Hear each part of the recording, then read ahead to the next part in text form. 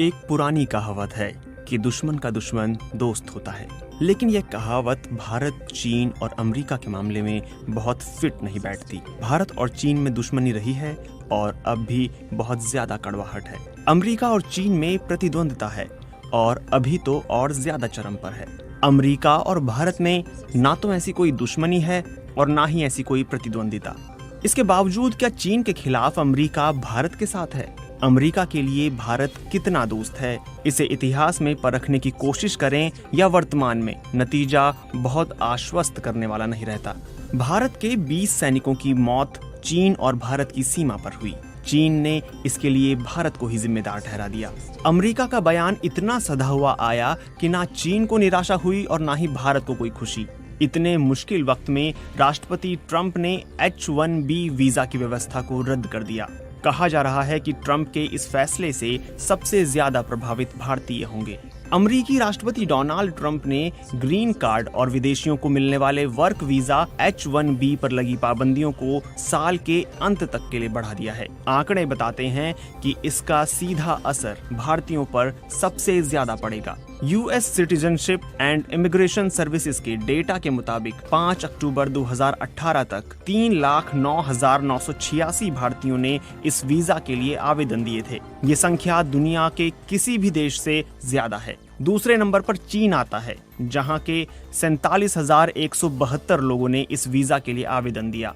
ऐसे में सवाल ये पूछा जा रहा है कि जब पीएम मोदी और ट्रंप इतने अच्छे दोस्त हैं तो प्रतिकूल फैसले क्यों ले रहे हैं? जवाहरलाल नेहरू यूनिवर्सिटी में अमेरिका, कनाडाई और लातिन अमेरिकी स्टडी सेंटर में प्रोफेसर चिंतामणि महापात्रा के मुताबिक इस फैसले को भारत विरोधी फैसले के बजाय प्रो अमेरिकन फैसले के तौर पर देखा जाना चाहिए। अमेरिका में नवंबर के महीने में चुनाव होने हैं और फिलहाल कोरोना के दौर में अमेरिका में बेरोजगारों की तादाद बढ़ी है। डोनाल्ड ट्रंप की मजबूरी है कि वहां की बेरोजगारी की समस्या पर ध्यान दें। ये फैसला ट्रंप की चुनावी रणनीति का हिस्सा है और इस समय ट्रंप को लगता है कि ये अमेरिका और वहां के लोगों के हित से जुड़ा फैसला है। महापात्रा मानते हैं कि इस फैसले से दोनों देशों की जनता के बीच के सामाजिक संबंधों पर असर पड़ेगा, लेकिन ये दोस्ती और दुश्मनी से अलग बात है। डोनाल्ड ट्रंप के इस फैसले से कुछ दिन पहले ही भारत चीन सीमा पर दोनों देशों के सैनिकों के बीच हिंसक झड़प हुई। दोनों देशों के इस तनाव पर अमेरिका की ओर से पहली प्रतिक्रिया 4 दिन बाद आई।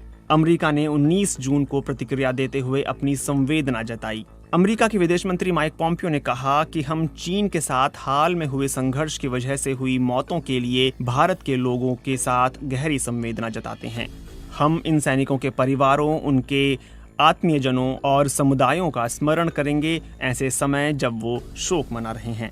इसके बाद आए ट्रंप के बयान से भी वो आक्रामकता गायब दिखी जिसकी भारतीयों को उम्मीद थी। उन्होंने बस इतना कहा कि ये बहुत मुश्किल परिस्थिति है, हम भारत से बात कर रहे हैं, हम चीन से भी बात कर रहे हैं, वहाँ उन दोनों के बीच बड़ी समस्या है, दोनों एक दूसरे के सामने आ गए हैं और हम देखेंगे कि आगे क्या होगा। हम उनकी मदद करने की कोशिश कर रहे हैं। ये ऐसी ही मदद की पेशकश थी जैसे भारत पाकिस्तान संदर्भ में वो कई बार पहले भी दे चुके हैं और जिसे भारत ठुकराता रहा है। चिंतामणि महापात्रा के मुताबिक डोनाल्ड ट्रंप दुनिया के सभी इलाकों से अपनी सैन्य उपस्थिति हटाना चाहते हैं। अमेरिका और चीन के बीच ट्रेड वॉर के बावजूद दोनों देशों के बीच व्यापार हो ही रहा है। चीन अमेरिका की आर्थिक जरूरत भी है। रही बात भारत की, तो महापात्रा कहते हैं कि भारत ये जानता है कि अमेरिका सब कुछ छोड़कर भारत का साथ देने नहीं आएगा, अगर परिस्थितियां बिगड़ती भी हैं तब भी। वैसे भी अमेरिका ऐसा करने वाला नहीं है, लेकिन इतना जरूर है कि अमेरिका चीन को अपना प्रतिद्वंदी जरूर मानता है और समय समय पर दूसरे तरीकों से इसका एहसास चीन को कराता रहता है।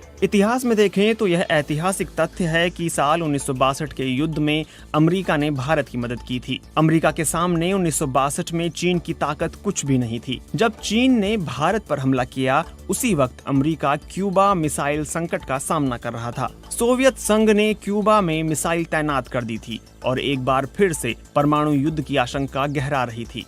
तत्कालीन प्रधानमंत्री पंडित जवाहरलाल नेहरू उस वक्त अमेरिकी राष्ट्रपति जॉन एफ कैनेडी को बार बार पत्र लिख रहे थे कि वो मदद करें। नेहरू के अनुरोध पर राष्ट्रपति कैनेडी मदद के लिए तैयार हो गए थे, लेकिन जब अमेरिका का सपोर्ट पहुंचा, उससे पहले ही चीन ने अपने कदम पीछे खींच लिए। ऐसे में अमेरिका के लिए कुछ बाकी नहीं रह गया था।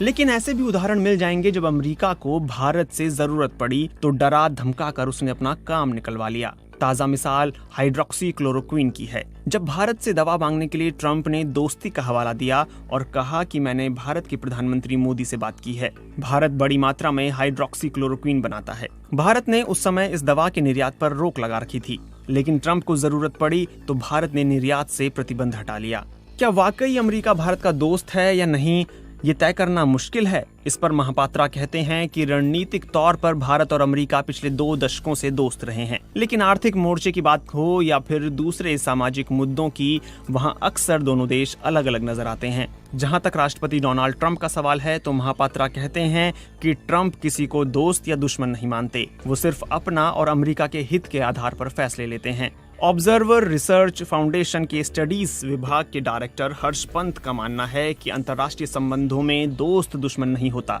अगर 2 देशों के हितों में टकराव होता है तो उस पर ज्यादा कुछ किया नहीं जा सकता। उनके मुताबिक भारत और अमेरिका का रिश्ता पार्टनरशिप का ज्यादा है और अलायंस का कम है, इसलिए दोनों देश एक दूसरे की बात को माने ऐसी बाध्यता नहीं है। पिछले साल अगस्त में अमेरिकी राष्ट्रपति डोनाल्ड ट्रंप ने कश्मीर पर बयान दिया था। उन्होंने कहा था कि कश्मीर काफी जटिल जगह है, वहाँ हिंदू भी हैं, मुसलमान भी हैं।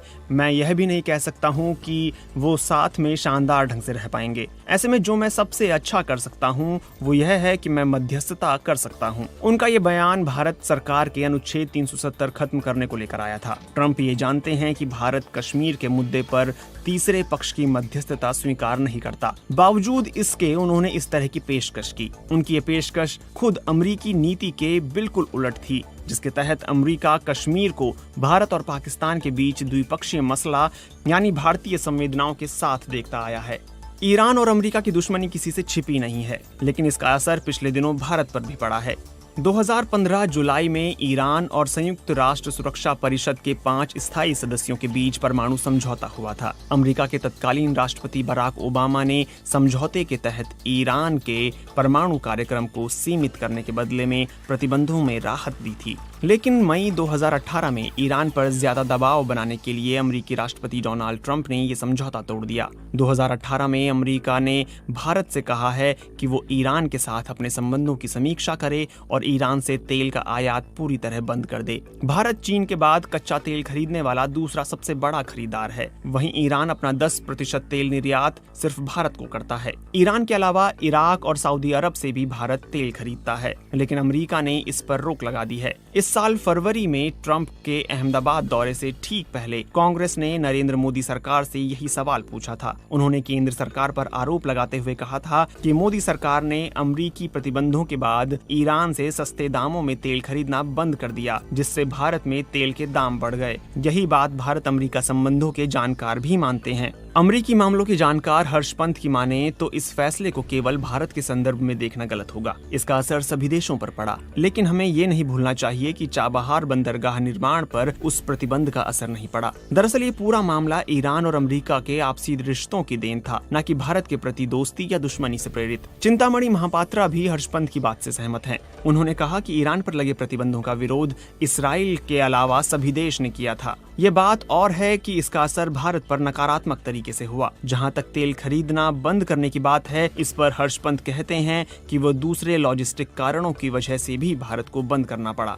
अमेरिका ने 5 जून 2019 को व्यापार में GSP जैसी चीजों पर भारत को शुल्क मुक्त आयात की सुविधा देनी बंद कर दी। इससे अमेरिका में 5.6 अरब डॉलर का भारतीय निर्यात प्रभावित हुआ, जिसमें रत्न, आभूषण, चावल, चमड़ा आदि शामिल हैं। GSP का मतलब है generalised system of preference list. आसान शब्दों में समझें तो GSP अमेरिका की व्यापारिक वरीयता की लिस्ट है। अमेरिका इस फैसले के बाद भारतीय निर्यातकों के उत्पादों पर 10% से ज्यादा शुल्क लगा रहा है। 1976 में GSP को अमेरिका ने लागू किया था, जो कि अमेरिका और दूसरे 120 देशों के बीच व्यापार में वरीयता देने का एक समझौता है। इसे लाया गया ताकि विकासशील देश अपनी अर्थव्यवस्था को बढ़ा सकें और अमेरिकियों को उन देशों से आयातित सामान सस्ता उपलब्ध हो सके। 2018 में भारत इस योजना का सबसे बड़ा लाभार्थी था, क्योंकि भारत ने लगभग 630 करोड़ डॉलर का सामान अमेरिका में निर्यात किया, जिस पर बहुत कम या ना के बराबर शुल्क लगा।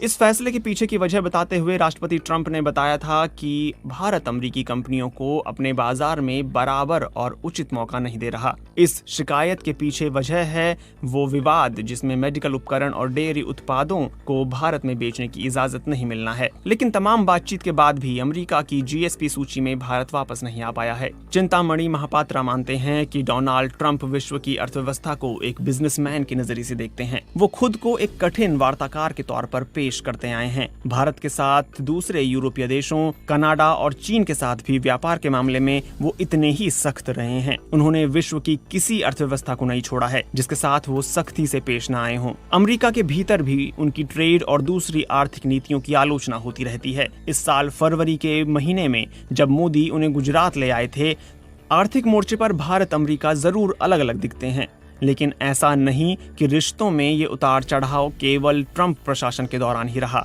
जानकार मानते हैं कि ओबामा और उससे पहले के राष्ट्राध्यक्षों के कार्यकाल में भी दोनों देशों के रिश्तों में ये उतार चढ़ाव चलते रहे। रक्षा सौदे हों या सुरक्षा क्षेत्र के दूसरे मामले, अमेरिका भारत की केमिस्ट्री बाकी सेक्टर के मुकाबले ज्यादा बेहतर है। 1971 में भारत पाकिस्तान के युद्ध के दौरान अमेरिका ने चीन के साथ निकटता के संदर्भ में मध्यस्थ की भूमिका ली और पाकिस्तान को सहयोग किया था। 1974 में इंदिरा गांधी के समय हुए परमाणु परीक्षण के बाद भारत का कद दुनिया में बढ़ा था। संयुक्त राष्ट्र सुरक्षा परिषद के 5 सदस्यों के बाद ऐसा करने वाला भारत पहला देश बन गया था। लेकिन परमाणु परीक्षणों की वजह से अमेरिका के साथ अगले 2 दशकों तक संबंधों में खिंचाव की नींव पड़ी। भारत के इस परीक्षण को जहां इंदिरा गांधी ने शांतिपूर्ण परमाणु परीक्षण करार दिया, तो वहीं दूसरी तरफ अमेरिका ने भारत को परमाणु सामग्री और ईंधन की आपूर्ति रोक दी थी। 1978 में अमेरिकी राष्ट्रपति जिमी कार्टर भारत यात्रा पर राष्ट्रपति नीलम संजीव रेड्डी और प्रधानमंत्री मोरारजी देसाई से मिले थे। उन्होंने भारतीय संसद को संबोधित भी किया। कार्टर ने परमाणु अप्रसार अधिनियम खड़ा किया और भारत सहित तमाम देशों के परमाणु संयंत्रों की जांच की मांग की। भारत के इनकार के बाद अमेरिका ने भारत से सभी तरह के परमाणु सहयोग खत्म कर दिए। 1998 में परमाणु परीक्षणों के बाद अमेरिका के साथ भारत के संबंधों में तनाव आया था। अमेरिकी राजदूत को वापस बुलाने के साथ राष्ट्रपति बिल क्लिंटन ने भारत पर आर्थिक प्रतिबंध लगाए थे, जिसके बाद 2001 में जॉर्ज बुश ने ये आर्थिक प्रतिबंध हटाए। 1999 में कारगिल युद्ध के दौरान क्लिंटन ने पाकिस्तानी प्रधानमंत्री नवाज शरीफ को वॉशिंगटन बुलाया। इसके बाद पाकिस्तान ने नियंत्रण रेखा पर अपनी सेना पीछे हटाई।